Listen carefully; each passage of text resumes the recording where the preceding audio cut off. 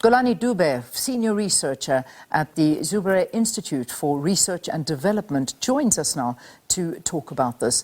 Good to have you on the program, Xolani. Nice to see you. Thanks for being with us.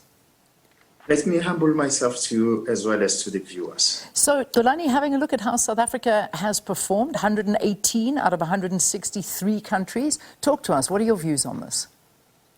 Look, I think we have to understand that the politics here in South Africa is just a continuation of a historical war that started with colonialism and then apartheid and in 1994. And also we have to accept that the violence and those who don't have peace in our country is directly linked to the skewed economic distribution and wealth that we witness in this country. And so you can't put or you can't separate or you can't divorce peace with the skewed economic distribution in our country, where you find that about 10% hold about 71% of the wealth in this country. And the poorest 60% only have about 1% of the wealth of this country. And also, when you look at our G coefficient, according to the World Bank, we are ranked is about 65%, and we are ranked number 1. As you know very well, that the majority of South Africa, they can't even afford the food basket, and about more than 50% of South Africa, they languish in poverty. They don't own any property. And so these are the recipe that really, at the end of the day, will converge to the point that says South Africa is a country where you won't find peace. Yeah. You know, when we look at when this actual research was conducted and when it was done, I see that the GPI data was recorded between the 1st of April 2021 and the 1st of March 2022. I mean, when we look at what South Africa went through, particularly in July last year. Unfortunately, a year anniversary is looming, and that is something that we'll be looking at quite closely. That in itself was a great worry. And when we talk about peace, that was anything but a peaceful time, something that the country hasn't seen in a very long time. I mean, do you think that had influence on measuring this data? I think most of the time, most of the researchers, when they do their research and come with a verdict, they scratch the surface. You know, they don't go back and look at the real causes of this, because in South Africa, if you know it very well, it was conceptualized on serious violence. Where the human dignity of those who were historically dispossessed and oppressed was disregarded.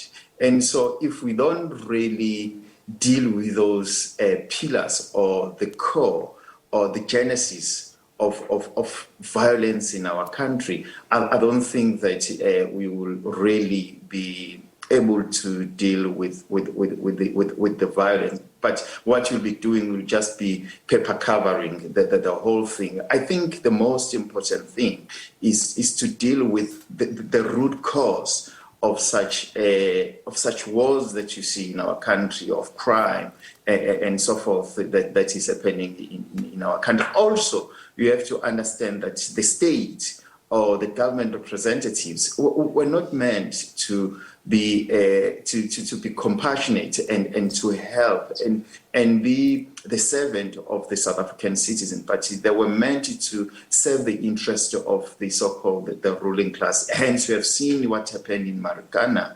in Durban, as well, experiencing floods, and we have witnessed what happened during the COVID. And so, the people who really don't like peace, who have total disregard of peace, is so-called the native administrators through their corruption, and so they are not different from the apartheid state, that was regarded as the crime against humanity. It has not. We have not erased that. in our country. Hence, you see such inequality, as you know very well, as we speak, that people in Soweto, they are still marching. They've been marching since the conceptualization of the South African state. Yeah. I mean, I want to look at the three broad issues that this report actually looks at. And they basically look at the levels of safety and security in a society, domestic and international conflict, and then, of course, lastly, the degree of which a country is militarized. So these are the things that they're looking at when they are coming in and examining a country. So with that in mind, talk to me about the how South Africa is looking and those issues in context.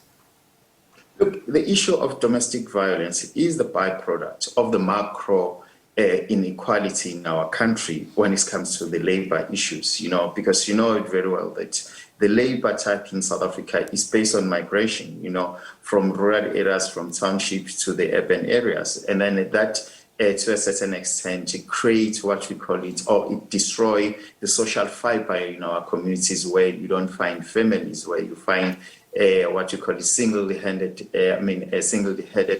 families. And also remember that in South Africa in the 80s, there was this huge political violence that was linked also with the frontline states around the SADC. When you talk about the foreign, what you call it, syndicate or crime syndicates, who are also finding South Africa as the most hospitable space for them. And so, as I've said, South Africa is a country that owns by no one except those who come here for the opportunity. Remember that we made it clear that South Africa is live with possibilities. And so it also attracts the unwanted people into our country.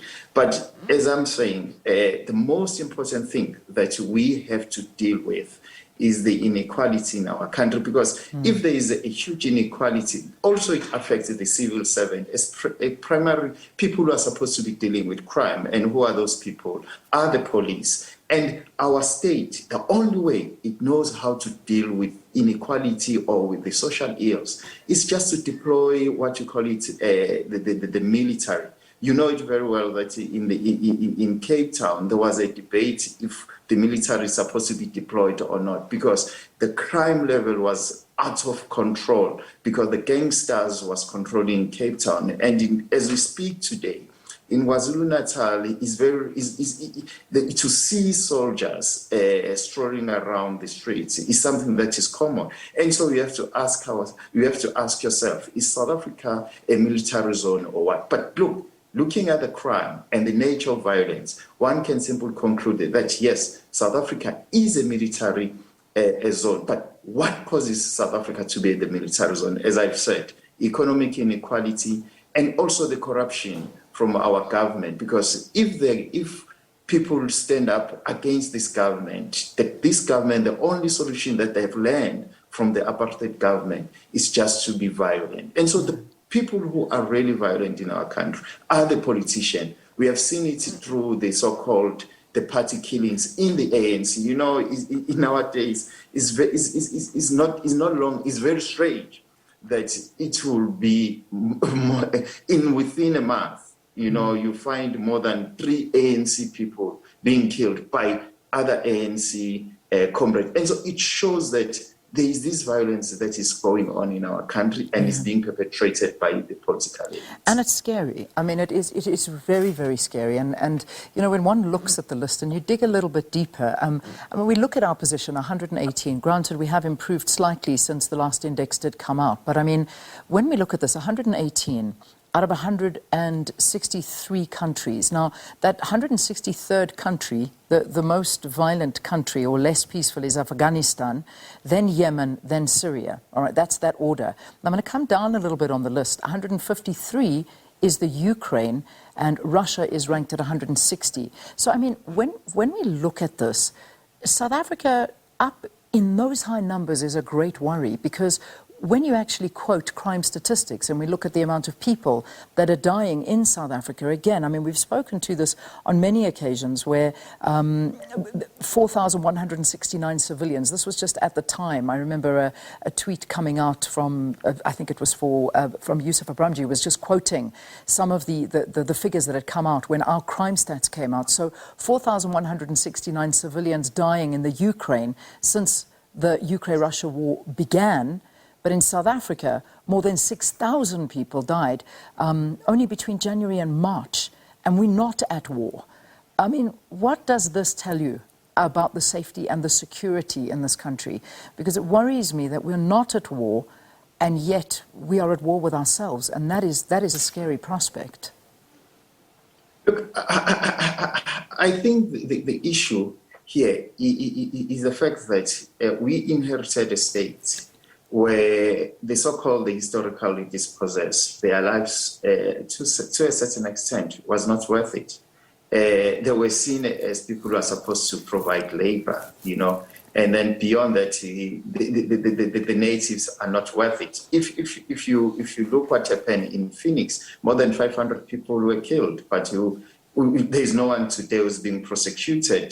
The issue of floods, more than 600 people died in those floods. But, you know, there's nothing that government is doing. But when you go to other countries, you know, and it's such a huge number of people to die in less than a week, you know, about 400 people, you know. And so that's why I'm saying it seems as if we have simple find comfort in agony in our country, and we have normalized an abnormal situation where we say if people die, let it be, you know. But as I'm saying, the fact is we don't have a caring government. We have a government that simply embrace an evil baton from the apartheid government. Because if we're having a caring government, we will simply be alarmed by a single death. But today, you know, we don't care if more than 1,000 people are being killed by the state, as you know it very well in Marikana,